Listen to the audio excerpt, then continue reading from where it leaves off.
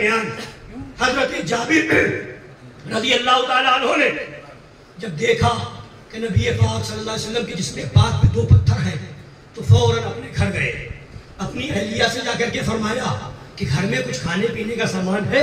میں نے دیکھا ہے کہ آقا دو جہاں صلی اللہ تعالیٰ علیہ وآلہ وسلم کے جسم پاک پہ 2 پتھر بندھے ہوئے ہیں۔ تو انہوں نے عرض کیا، ان کی اہلیہ نے جواب دیا کہ ہاں ایک چھوٹا سا بکری کا بچہ ہے اور 1 سا 1 کلو کے برابر گیہوں یا اس کا گیہوں ہے، اس کو پیس کر کے آٹا بنا لیں گے، اس کی روٹی بن جائے گی اور بکری کا بچہ ذبح ہو جائے گا، ہاں یہ 2-4 لوگوں کے کھانے کا ہو جائے گا، تو چلے جائیے اور دھیرے سے نبی پاک صلی اللہ علیہ وسلم کے کان میں کہہ دیجیے یا رسول اللہ آپ کی دعوت ہے، اور ساتھ میں 1-2 صحابہ کو لے لیجیے۔ حضرت جابر پہنچتے ہیں، نبی پاک صلی اللہ علیہ وسلم کے کان میں عرض کرتے ہیں، جیسے ہی نبی نے سنا تو فرمایا اے میرے صحابہ چلو جابر کے گھر سب کی دعوت ہے۔ سبحان اللہ۔ اب حضرت جابر رضی اللہ تعالیٰ عنہ واپس آئے اپنی اہلیہ کے پاس، گھبرا کر کے بظاہر کہ میں نے تو کان میں یہ کہا تھا یا رسول اللہ اتنا ہی کھانے کا سامان ہے، اور حضور نے پورے لشکر میں اعلان فرما دیا۔ تو وہ صحابیہ بھی تھی سبحان اللہ، نبی کی چاہنے والی، ان کا بھی عقیدہ دیکھے، انہوں نے پتھر کو دیکھ کر کے یہ نہیں عقیدہ بنا دیا کہ نبی مجبور ہے معاذ اللہ، بلکہ انہوں نے کہا ہے جابر گھبرانے کی ضرورت کیا ہے، ہم نے دعوت نبی کو دی ہے، نبی نے دعوت صحابہ کو دی ہے، جو دینے دعوت دینے والا ہے وہ انتظام بھی فرمانے والا ہے۔ نبی نے فرمایا کہ اے جابر جب تک میں نہ آؤں آٹا نہ گوندھنا، اور وہ جو سالن ہے وہ اس پہ چولہے پر سے نہ اتارنا۔ نبی پاک صلی اللہ علیہ وسلم تشریف لے گئے، اب اس کے بعد چولہے کے اوپر وہ سالن کا برتن چڑھا ہوا ہے، دیگچی چڑھی ہوئی ہے، نبی نے لعاب دہن ڈال دیا، آٹا گوندھنے کے لیے فرمایا تو لعاب دہن ڈال دیا اور اس کے اوپر پردہ ڈال دیا، فرمایا اسے کھول کے نہ دیکھنا، اور سالن جس میں ہے اسے بھی کھول کے مت دیکھنا، اور اسی میں سے نکالتے رہنا، روٹی پکاتے رہنا، اور بھی آس پاس میں کچھ عورتوں کو بلا رہے روٹی پکانے کے لیے، بتا سوچے تو صحیح 1 کلو کے تقریباً برابر گیہوں کا آٹا ہے اور پکانے کے لیے عورتیں بلائی جا رہی ہیں، اور صحابہ کی جماعت آ گئی ہے، ادھر روٹی بنتی جا رہی ہے، صحابہ کھاتے جا رہے ہیں، سالن نکلتا جا رہا ہے، صحابہ کھاتے جا رہے ہیں۔ حضرت گرامی یہاں تک کہ وہ 1000 سے زیادہ صحابہ کھا کر کے شکم سے ہو رہے ہیں، اور اس کے بعد جب برتن کو کھول کر کے دیکھا گیا تو جتنا آٹا پہلے تھا اتنا اب بھی ہے، جتنا سالن پہلے تھا اتنا اب بھی ہے، اور علماء فرماتے ہیں کہ اگر اس کو کھول کر کے دیکھا نہ جاتا تو قیامت تک ہلایا جاتا نہیں، ختم نہ ہو۔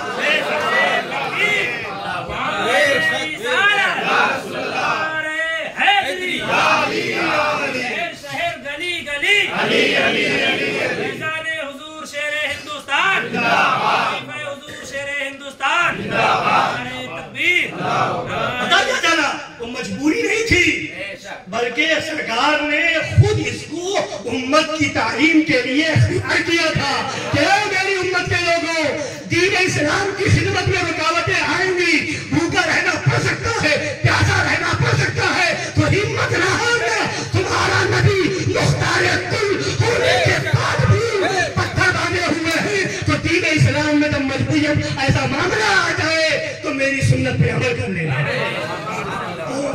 یہ نبی کا اختیار، یہ نبی کا پاور، نبی کی قدرت، نبی کی طاقت، نبی کی عظمت ہے۔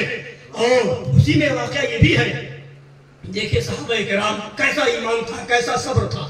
جب حضرت جابر نے بکری کے بچے کو ذبح کیا تھا تو ان کے 2 شہزادے تھے چھوٹے چھوٹے، انہوں نے دیکھا، ایک شہزادے نے دیکھ لیا، دوسرے بھائی سے کہا کہ آؤ تمہیں بتاتے ہیں کہ ابا نے، والد گرامی نے بکری کے بچے کو کیسے ذبح کیا ہے۔ بچپنے کا زمانہ تھا، چھری اٹھائی، ایک بھائی کو لٹایا اور دوسرے بھائی نے چھری چلا دی، چھری چلا دی۔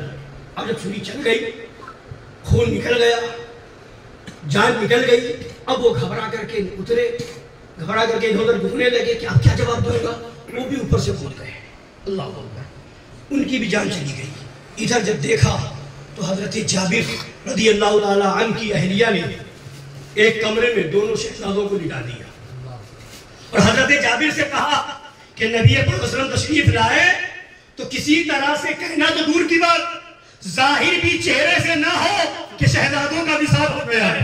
اگر یہ ظاہر ہو گیا کہ چہرے پر غم کا اثر دکھ گیا، نبی نے پوچھ لیا کہ شہزادے کیا معاملہ ہے، غم کیوں ہے، تو بتانا پڑ جائے گا۔ اس لیے اگر ایسا بتا دیا تو پھر کھانا نہیں کھائیں گے، واپس تشریف لے جائیں گے۔ لہذا یہ ظاہر بھی نہ ہو کہ میرے شہزادے دنیا سے جا چکے ہیں۔ دیکھیں نبی کی عظمت اور نبی کا خیال کیسا، یہ صحابہ کا عالم تھا۔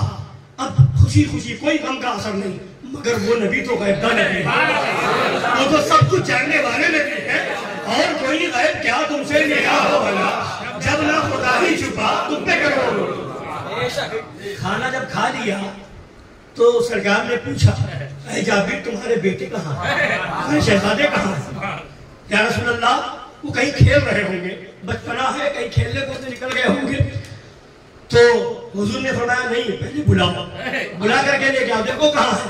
بہرحال جب آخر میں جب مجبور ہو گئے، بلکہ نبی نے کھانا نہیں تناول فرمایا، سارے صحابہ کو کھلا دیا تھا۔ نبی نے فرمایا تھا کہ پہلے، اور پھر سارے صحابہ سے نبی نے پہلے فرما دیا تھا کہ کھانے کے ٹائم ہڈی کوئی توڑے نہ، گوشت کھا لے ہڈی کوئی نہ چبائے اور ہڈی کو توڑے بھی نہیں۔ یہ پہلے ہی نبی نے فرما دیا، نہ کیوں؟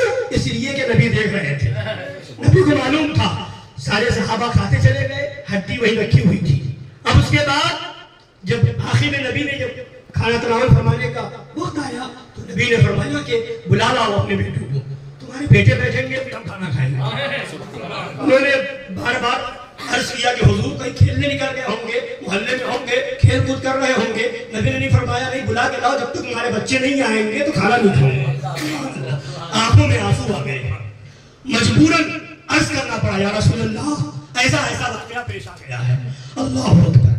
نبی پاک صلی اللہ علیہ وسلم تشریف لے گئے، حکم دیا، دونوں شہزادے زندہ کھڑے ہو گئے۔